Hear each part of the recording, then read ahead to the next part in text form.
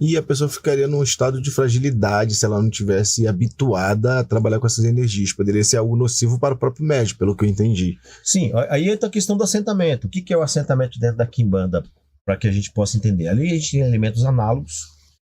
Vamos supor, você tem ali uma pessoa que foi no Campo Santo, foi lá numa cova lá, enterrou seu nome lá, pediu coisa ruim. Dentro do meu assentamento tem a terra do cemitério, que é o elemento análogo, para quebrar aquela vibração nociva que ali está. Ou seja, é quase uma vacina, te deixa um tanto quanto imune. Exatamente. E eu digo que é uma ciência espiritual esse tipo de processo. Tá? Então, nenhuma pessoa que chega dentro do meu terreiro, ou qualquer lugar que ela vai ser tratada, tá? É lógico, cada um dentro do seu preceito, dentro do seu trabalho, ninguém vai ser trabalhado no seu lado mais luminoso. Ele vai ser trabalhado no seu lado mais tenebroso.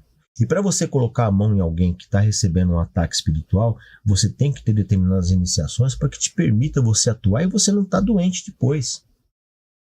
É o preparo, senão dá problema. Como é que você vai atuar? O cara fez lá um puto de um trabalho ruim para prejudicar a pessoa, ou mesmo que não seja um trabalho, meu irmão. A pessoa tá no seu lado de nervoso, de raiva, ela projeta coisa ruim para as pessoas. A pessoa está entristecida, ela está mergulhada no seu negativo. Para você tirar ela daquele campo, né, você tem que ter exatamente elementos análogos para atuar sobre aquele campo de ação.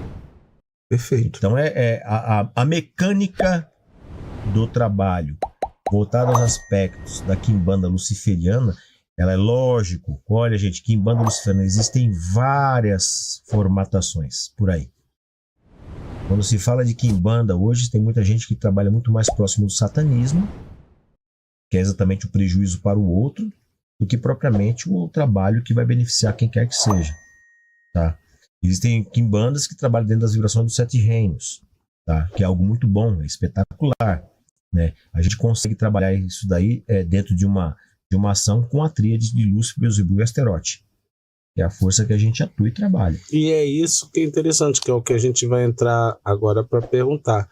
Mas você guarda esses 3 nomes para dar uma explicada melhor. E essa é a próxima pergunta, acho que já dá para entrar nisso. Porque a pergunta... posso? A trindade. Isso aí. Da Quimbanda. Pode perguntar, pergunta, desenvolve. Então, vamos lá. Essa questão da trindade da Quimbanda. Quem são esses seres? São demônios? São diabo? São seres caídos, anjos caídos do céu, né? Espetacular. Né? Essa é a pergunta. Muitos associam a Quimbanda a anjos caídos, né? Aos principados, potestades, sim. né? E quem são eles? Como que eles funcionam?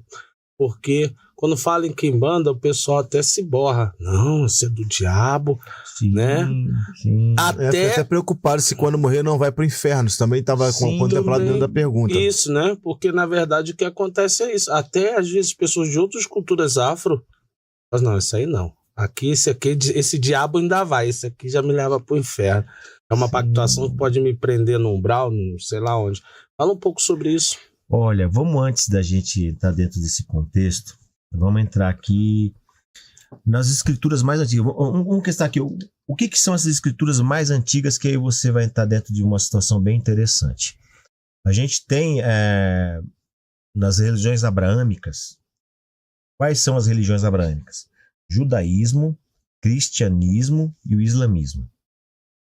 Essas 3 religiões, elas criaram um modelo de pensamento. Sim. Criaram um modelo de pensamento. Ali se criou exatamente a questão do anjo caído, tá? E na verdade a estrela da manhã, que se arremete a Vênus, tá? Está ligado muito bem a essa cultura dentro dessas escrituras, colocado como aí dentro depois posterior a um diabo criado pela Igreja Católica, dos quais a gente tem um entendimento da nomenclatura mais dentro de um outro tipo de ponto de vista, tá? E quem são esses seres? É bem interessante. A gente olha aquilo que eu havia falado. Eu olho para o Babá Flávio e falo assim: Babá, o senhor conhece o nome do seu espírito eterno? O espírito que habita o seu corpo? Não. Babaléu, você sabe o nome do Espírito Eterno? Dá pra saber, não. Não dá. Oxi. Então vamos colocar assim, quando você nasceu, foi colocado um nome, tá? Foi colocado um nome. Então as nomenclaturas que existe, a questão luciferiana, a questão do Beelzebub e Asterote, que cada um está correspondente a uma linhagem de Exus, tá? De trabalho dentro do conceito da Umbanda tradicional que eu atuo, que é exatamente aquela que trabalha junto com a questão da Quimbanda. Quando a gente fala desses seres, a gente fala que são nomes dados a vibrações e forças e poderes da criação. Sim. Então, a visão que nós temos dentro do conceito da nomenclatura exatamente está baseada naquilo ali. Nós, enquanto cultura, dentro da questão humana, a gente coloca nome dentro de um poder. Sim. Vamos pegar aqui uma referência do que eu estou querendo dizer para ficar mais interessante. Quando a gente fala de Mamãe Oxum, a gente está falando de um poder sagrado que vem dentro de uma cultura africana, tá? Se nós observarmos o que ela traz da sua essência de vibração e poder e força, se nós pegarmos em outra cultura, se for pegar na cultura egípcia, né, que nome que eles dão ao mesmo poder e força? Não seria a Ísis? Não seria dentro da questão de outra cultura Afrodite? Então, é a mesma essência de poder e força, só que dependendo daquela cultura é dado um nome diferente. Então, quando a gente fala assim, olha, de determinados nomes que são associados a forças das trevas, como o pessoal coloca, tá? É lógico, quem é que não tem as trevas em si? Quando a gente fala de nomes dados a determinados seres, estão dando nomes a vibrações espirituais da criação. Sim. É um poder da criação. Tira esse arquétipo humanizado de Lúcifer. Tá? Tira esse arquétipo humanizado, ele é um poder. Foi dado um nome àquele poder para que ele possa ser evocado dentro de um trabalho. Tá? A mesma coisa é Beelzebub e a mesma coisa é Asterote, essa trindade. Foi dado um nome àquele poder para que eu possa, no momento do meu ato, evocá-lo, para que ele possa realmente ser um elemento de consagração para o trabalho que vai ser executado. Perfeito. Mas ele é um poder da criação. Enquanto o poder da criação, ele está ali, para que ele possa ser trabalhado diante de uma cultura, seja ela qual for, que vai evocar aquela força para que possa ser trabalhado na sua vida. Então, dentro do meu processo de entendimento, vou voltar aquilo que eu falei sobre a questão das frequências. As frequências elas vão das mais elevadas às mais densas, e está tudo da mesma criação. Cada frequência a gente poderia colocar um nome de cada uma delas, o nome de uma divindade, e aquela frequência ser evocada dentro de um trabalho. Como de fato isso é feito. Se você for pegar um mineral, você tem um orixá que está correspondendo àquele mineral ou àquela folha. Sim, sim. Porque está dentro de uma frequência. Sim. Isso daí é uma ciência espiritual. Mesma coisa o poder que está no embaixo. Ele está dentro de uma frequência. Só que manipular essa frequência, aí entra o outro ponto eu digo que é um dos mais interessantes e importantes. O porquê que você vai manipular aquela essência? E para quê? E para quê? Se você vai manipular pensando que você vai adquirir poderes para você atingir quem quer que seja, você está utilizando de qual faculdade sua? A sua faculdade infante, emocionada, de uma maneira totalmente fora do contexto, que só vai te trazer prejuízo ou vai trazer prejuízo para alguém. Então, quando a pessoa utiliza da espiritualidade, seja de qualquer ponto que exista aí essa força, se ele vai utilizar para prejuízo de quem quer que seja, ele está trabalhando o seu lado infante. Ou o seu ego, a sua vaidade. Né? Então isso daí é algo que tem que ser muito bem entendido dentro do processo do trabalho. Quando a gente fala assim, gente, existem pessoas aí que utilizam de forças dos maiorais para trazer medo. Eu falo para vocês que isso daí é algo que está fora do contexto. Agora, quando você fala assim de trazer força dos maiorais para que você possa ter equilíbrio mental, para que você possa ter equilíbrio emocional e proporcionar o bem-estar do outro, aí você está falando a linguagem dentro do processo a qual eu pertenço. Ou seja, acabou de se romper o paradigma de que a Quimbanda é o culto ao mal. Sim, dentro desse preceito. Tem muita gente... Olha, eu teve uma situação, meu irmão, Teve um sujeito da Quimbanda aí que falou assim: eu vou mostrar pra você o que é Quimbanda. Inclusive ele fez um videozinho, colocou no Instagram na época, de um caixãozinho enrolado com uma carne lá, com meu nome junto. Falou: vou enterrar lá e você vai ver o que é Quimbanda.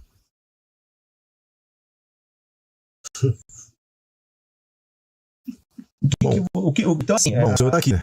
hã? O senhor tá aqui presente dando uma entrevista, Não, inclusive. mas vamos olhar, gente, agora dentro de uma característica bem interessante. Cara, qual que é a finalidade de um ser humano que tem um pouco de discernimento e vai tentar e atentar contra o outro? Por quê, cara? Pra quê? E o que tem envolvimento com a palavra religião? Pois é. Ou espiritualidade, vamos colocar assim? Nenhuma.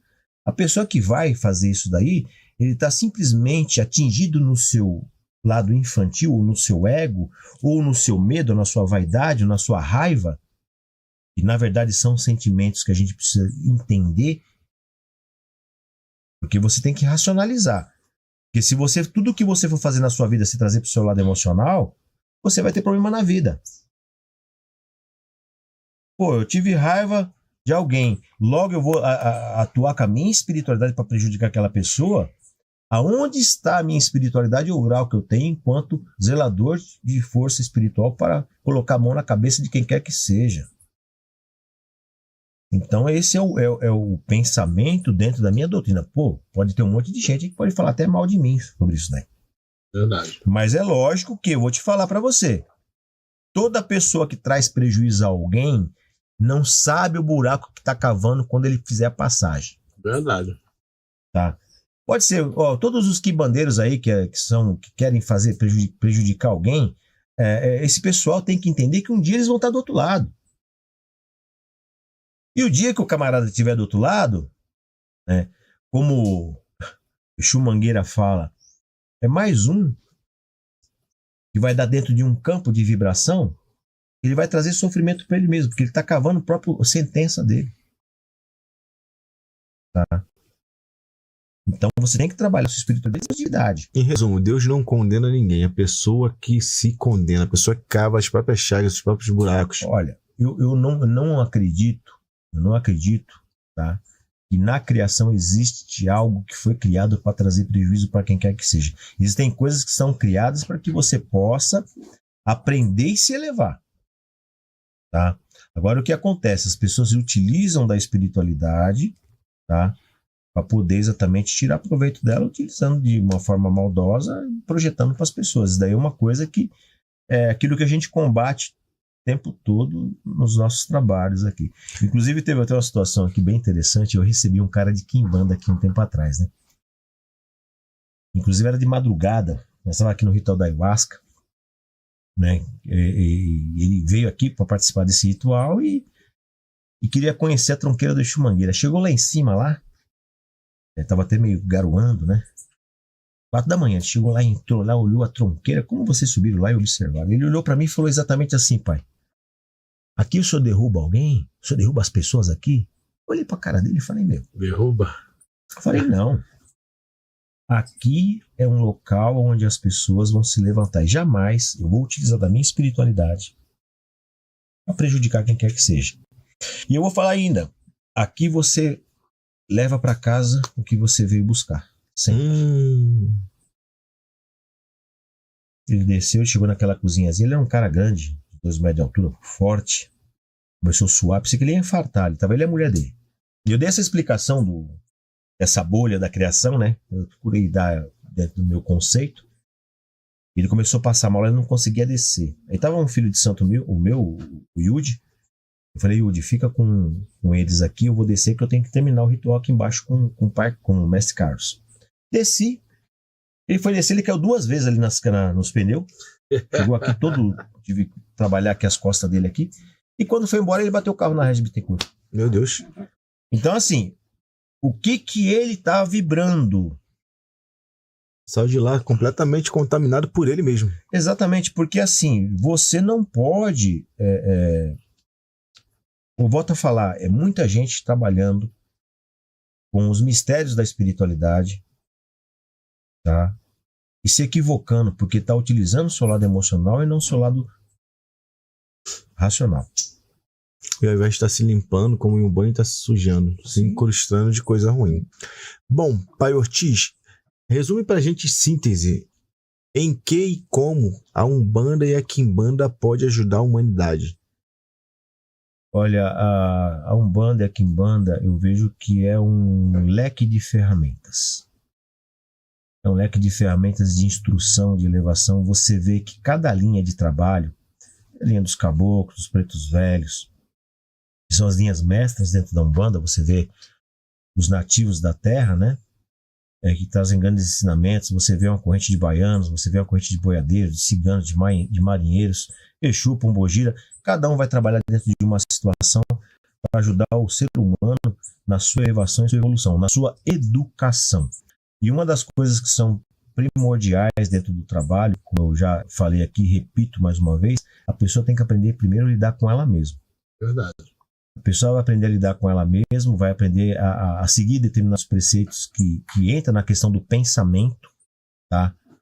O seu pensamento tem que estar adornado de positividade, adornado de coisas boas, para que você possa estar numa frequência adequada, tá? Então, a questão da palavra frequência, eu sempre vou utilizar, por quê? Porque é que nem frequência de rádio mesmo, do Hertz, né? E nós possuímos a nossa frequência pessoal, e você pode estar elevado ou não. Mas se você for pegar numa escala de 0, mais 1, mais 2, mais 3, mais 4, de 0, menos 1, menos 2, menos 3, menos 4, você tem que estar no mínimo no 0. Se estiver no mais 1 em frequência, espetacular. De menos 1 para baixo, você vai estar exatamente contaminado com seres que habitam esse campo.